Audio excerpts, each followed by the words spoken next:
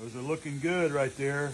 So we've got 3 finished. Those are the 2 separate pinion shafts right there.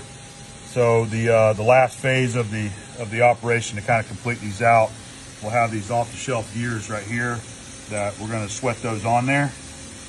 You got a helical gear there, and then of course the straight tooth. So we'll get those sweated on, and then I'll dimple the shafts there for the set screws there as well.